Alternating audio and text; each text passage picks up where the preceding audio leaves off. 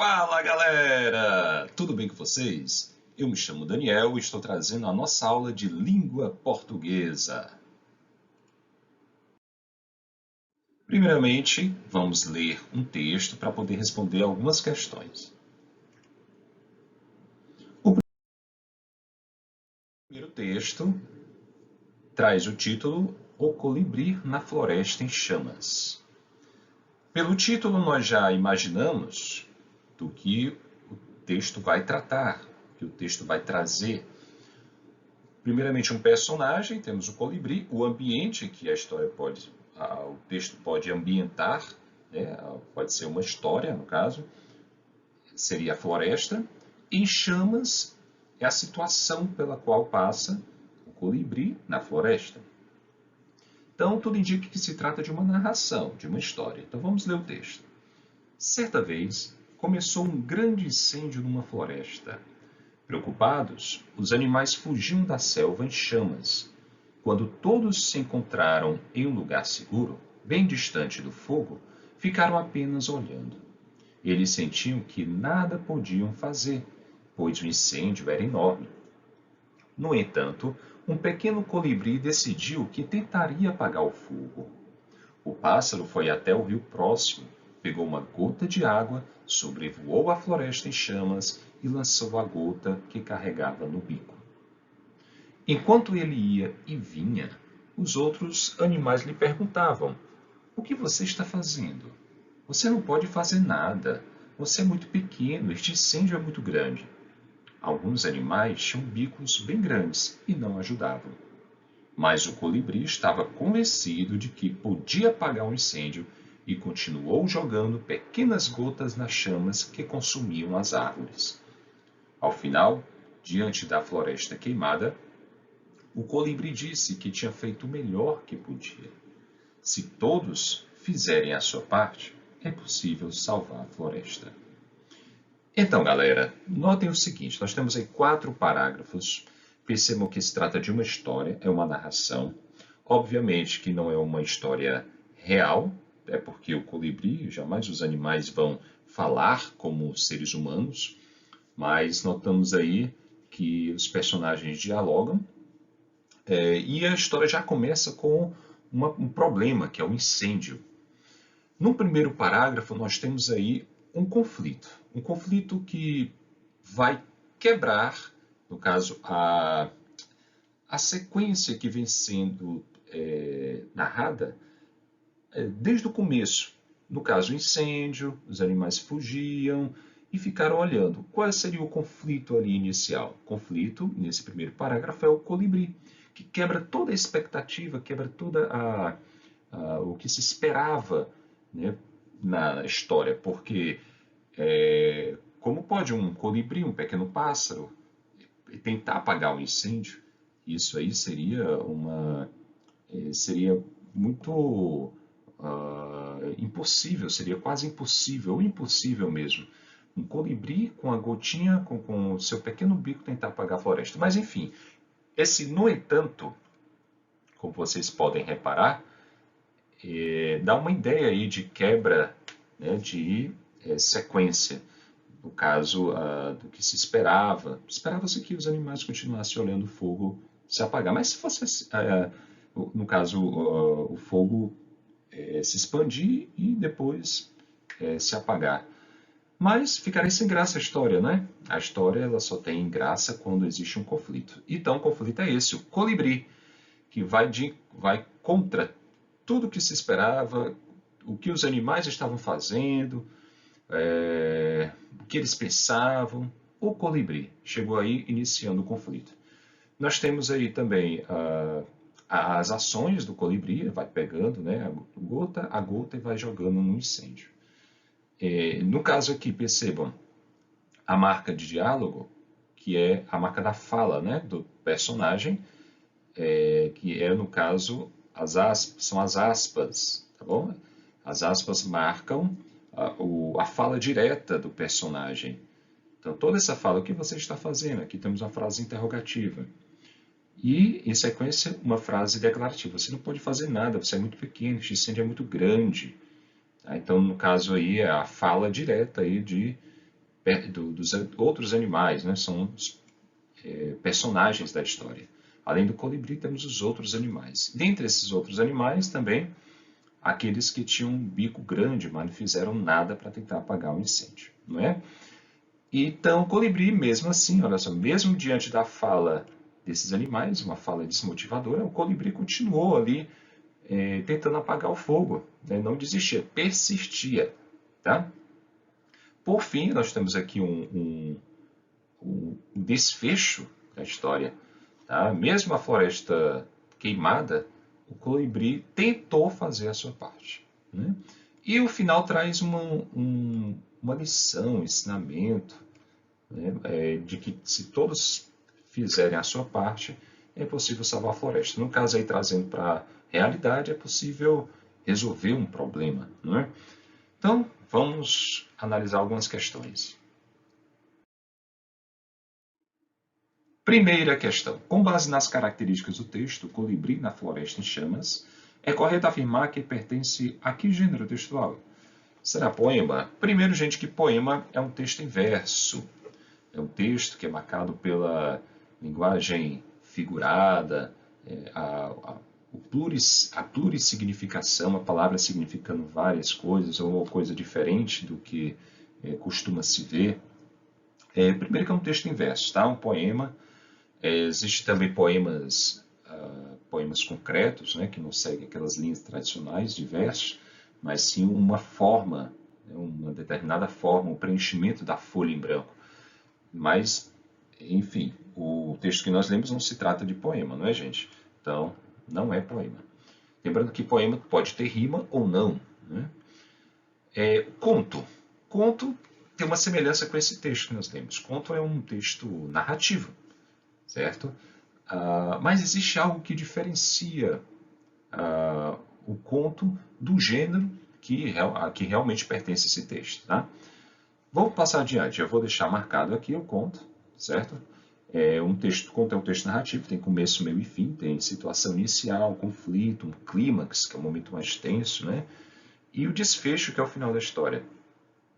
Fábula, será que é fábula? Eu vou deixar marcado aqui.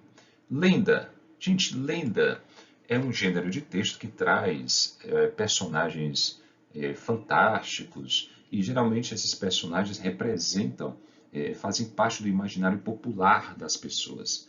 Elas geralmente estão ligadas à cultura, né? Cada personagem tem a ver com um elemento da cultura.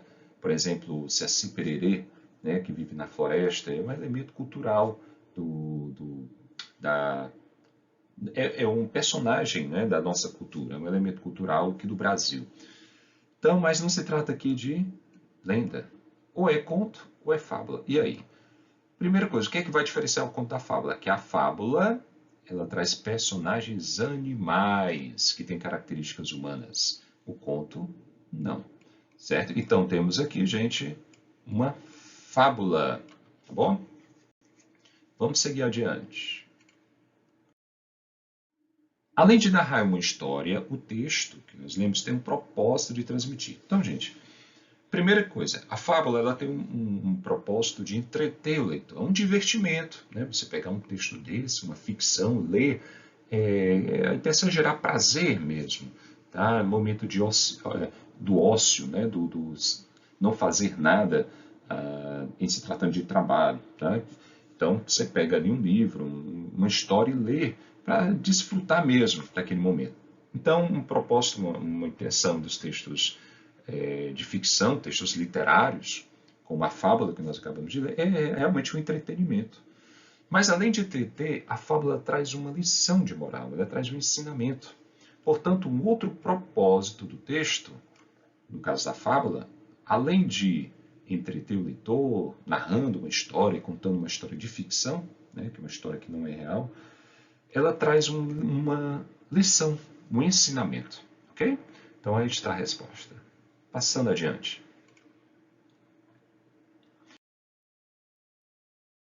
Temos aí, gente, a terceira questão sobre a história narrada no texto, o colibri na floresta em chamas. É correto afirmar que o colibri conseguiu apagar o incêndio? Não. Nós vimos que não. No final,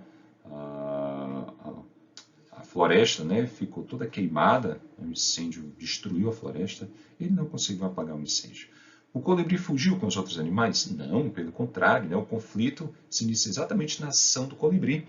Né, em vez de fugir com os animais, ficar olhando, contemplando a chama consumir a floresta, o colibri foi lá e se esforçou para que a floresta não fosse destruída.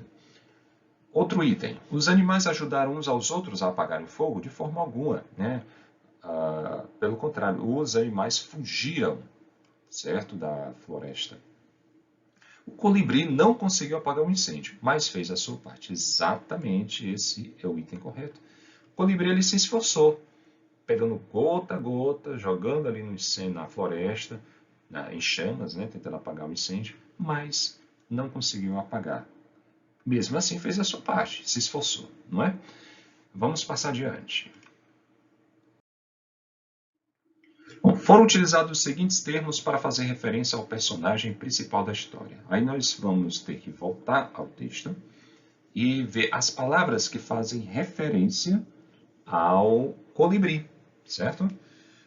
Para não repetir a palavra colibri, o texto, né, o autor utiliza do nosso vocabulário várias palavras, expressões para se referir a um mesmo ser.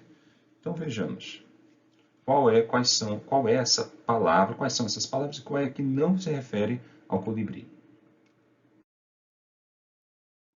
Bom, certa vez começou o grande incêndio, os animais fugiram da floresta. Onde é que o colibri aparece pela primeira vez? Aqui, ó. Um pequeno colibri, certo? Aqui é a palavra colibri. Vamos ver no decorrer do texto. O pássaro está se referindo, sim, ao colibri. Então já vimos uma palavra. Outra aqui, ele, novamente aqui, se referindo ao colibri. Temos outra palavra. Vamos ver se tem. O colibri, a própria expressão o colibri, repetindo aí.